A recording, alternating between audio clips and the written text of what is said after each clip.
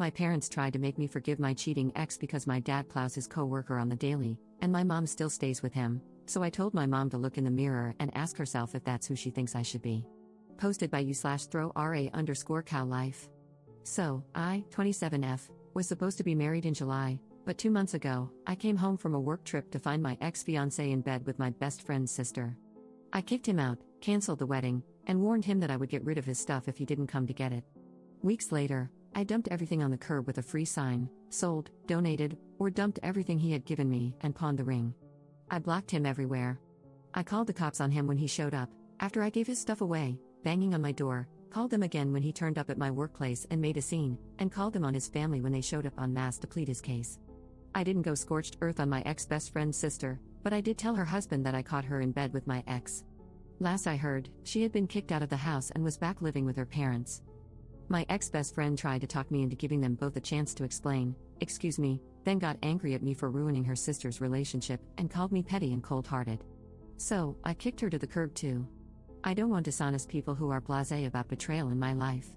This encounter no doubt simmered under my skin until I unleashed on my parents. Maybe that's why, because it lingered, I was so harsh with them. Last week, I met my parents for dinner. I brought a date with me to the restaurant, hoping his presence would prevent any discussion about my failed engagement. My parents have been pressuring me to work things out with my ex. He's so sorry. I owe it to him to talk to him, to give him 5 minutes to explain himself. She meant nothing to him, he made a mistake. I'm cruel for shutting him out the way I have. How could I call the police on him? How could I do the same to his family? His parents are good people. They didn't deserve to be humiliated like that. He's having a rough time, he's depressed, and everyone is worried about him. He loves me, really loves me. He's learned his lesson. It's time to grow up and forgive him.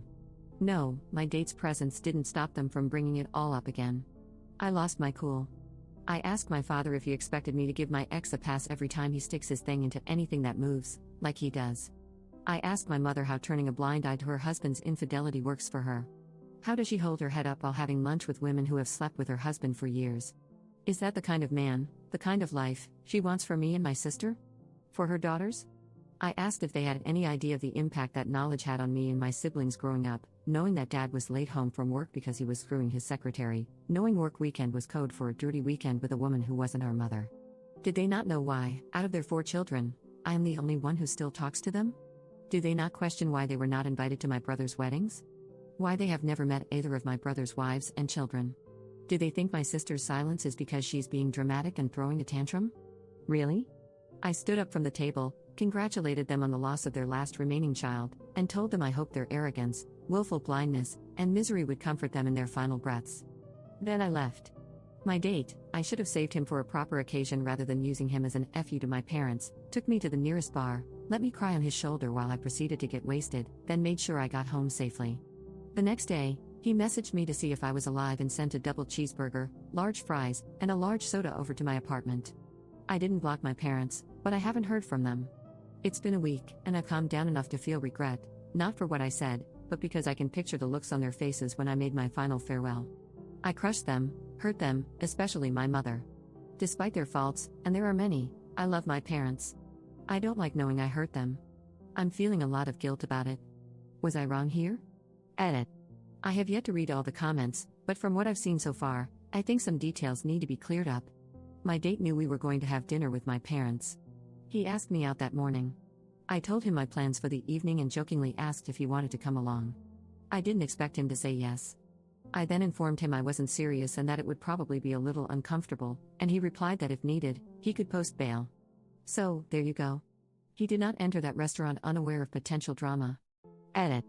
The people mentioned in my post are not the only people in my life. I have my siblings, they didn't cut me off. My sister flew in to be with me just days after I discovered the cheating. And I have good friends. Friends who helped me pack up my ex's things and helped me move it all down to the curb. One friend found me a guy who paid a fair price for the engagement ring. I only mentioned my ex-BFF, etc., because how they acted and what they were saying contributed to all those buried feelings, which had been dormant for years, coming out when they did, in the way they did. Commenter. Not the jerk, so many people are saying, be the bigger person, but that's just straight up BS. They want you to turn a blind eye to betrayal, but no, some of us find that to be a complete deal breaker. I'm with you 100%, cut them all out of your life because what's more important is your mental well-being, not giving closure or forgiveness to those who hurt you. As for your parents, they made their choices, and now they have to live with the consequences of their crappy actions. Ops response: I could maybe be the bigger person if he got me a burrito instead of the taco I wanted. But cheating on me in my apartment, in my bed? Screw off and take your filthy bum out with the other piece of trash. Update 6 months later. It's been a hot minute since I was here last. Life has been busy, work has been busy, and updating Reddit wasn't on my mind. Apologies to all those who continue to send messages asking for an update. I figure better late than never. Where to start? First, a thank you to all who replied to my post. I tried to read every comment, and though I didn't post for the validation most of you gave, receiving it did lighten the load a little bit. It didn't take away the guilt I carried, but I was able to work through that and see that, although my timing was off, what I said was absolutely necessary. Thank you, too, to those who sent me private messages rather than posting on the main thread. Reading your own stories of a similar upbringing and conversing with you has helped me understand that my childhood and teen years were traumatic and left wounds I'd never addressed until all this came about. One more shout out to those who sent harassing messages about my choices. To the people who preached about the sanctity of marriage and how men are basic creatures with basic needs. To those who tried to school me on how to be a woman who needs to learn to do her duty by allowing a man his vices and claimed it was all my fault for not supporting my ex in his time of need. Special shout out to the men who offered to teach me how to be submissive and learn my place in this world. And last but not least, to the sweet little chicken nugget who said my reaction was proof that I'm a serial cheater and my ex should have used a cattle prod on my happy place. It must have been tough for all of you when your women left. Big props to those ladies for escaping a life of misery with you. Now for what has happened since. My mother left my father not long after my post, maybe a couple of weeks later. She showed up at my apartment one night with her luggage. I can't explain how broken and pitiful she was. I brought her inside, held her, and my heart broke for her. I realized then that she had no one to turn to, absolutely no one. No family, no friends. I can't help but wonder if she had been alone for all the years of her marriage, and if one of my siblings or I had said something sooner, would she have found the courage to leave my father then? I had never seen my mother, usually so dignified and unruffled, look so broken. It shocked me to see her that way. I was so worried that I made her sleep in my bed with me. I called my siblings, and within days, they all came to show support and love. Soon it was me, my mother, and my sister sleeping in my bed.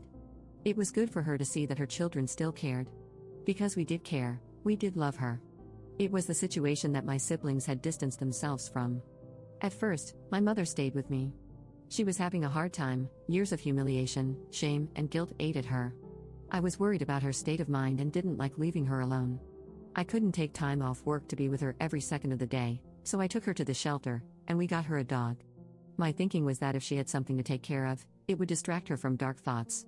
I was hoping for a puppy because they're playful and would keep her busy, but she fell in love with a 5-year-old mixed breed, and he fell right back. He's a goof. We don't know how it happened, but we woke up one night to him howling because he had somehow wedged his head between the spindles on the stairs. His whole head. We had to call the fire department to rescue him. Of course, my mother didn't think he was at fault, and she now refers to him as her baby. He adores my mother, though. My oldest brother rearranged some things and moved her across the country to live with him and his family. He thought she would do better if there was no chance of her running into dad or one of his many women. He found her a therapist, and that seems to be helping. She's loving being a grandmother, and by all reports, she's an indulgent one. She has a separate in-law suite, so she gets to see the grandkids every day. My brother tells me that when the kids go missing, they can now be found at grandma's. My dad is, well, my dad. He doesn't lack for company. Not long after my mother moved across the country, I had dinner with him where he introduced me to the new woman in his life. I reminded them both that I knew exactly who she was, considering she had called my mother her best friend for my entire life. Cue another awkward dinner. My dad tried to make it as pleasant as he could, but whenever she spoke to me, I brought up memories from my childhood of her spending time with our family and asked if she was sleeping with my father back then. The next day, he called to tell me how disappointed he was with me. I felt it was only fair to share my own disappointments. We argued for a bit.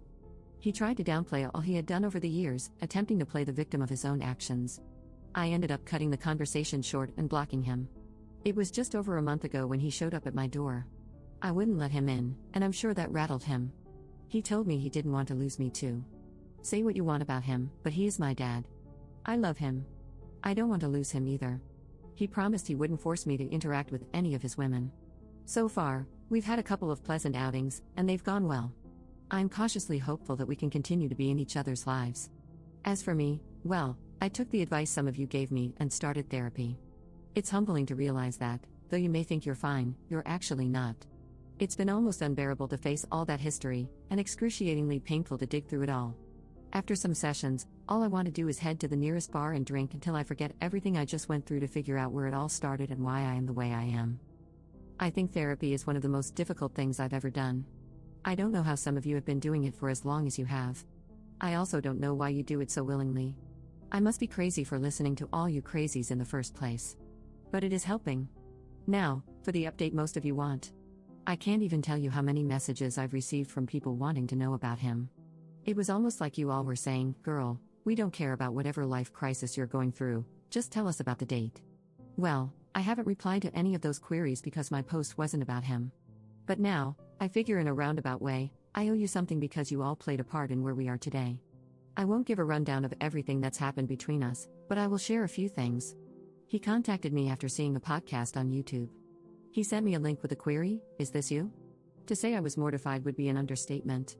My embarrassment kept me from replying to him. I was so deep in it that I didn't even bother to read the messages he sent me over the next couple of weeks. When I finally did, I found a whole heap of screenshots of people's comments. I'm going out on a limb here, but I'm guessing you don't need me to tell you the contents of those comments. I eventually got back to him. It was difficult for us to find time to see each other. As I mentioned earlier, my life, both personal and professional, has been incredibly busy. He also has his own life and work.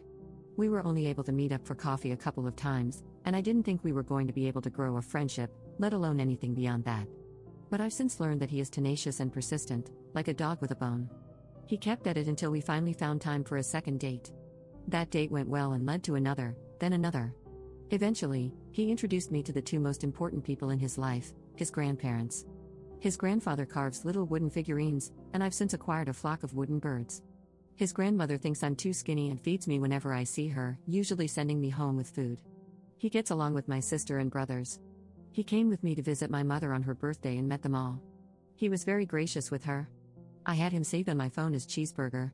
He took issue with that because he bought me a double cheeseburger, so I started calling him Double Cheese, and then shortened it to DC. He's still saved in my phone as Cheeseburger. He's an undercover Swiftie, and I don't quite know what to do with that. I don't have anything against Taylor Swift, but I sure didn't expect him to love her. He used his little sister and niece's cover for his Taylor Swift obsession, now he uses me. I'm fine with being so used. Commenter.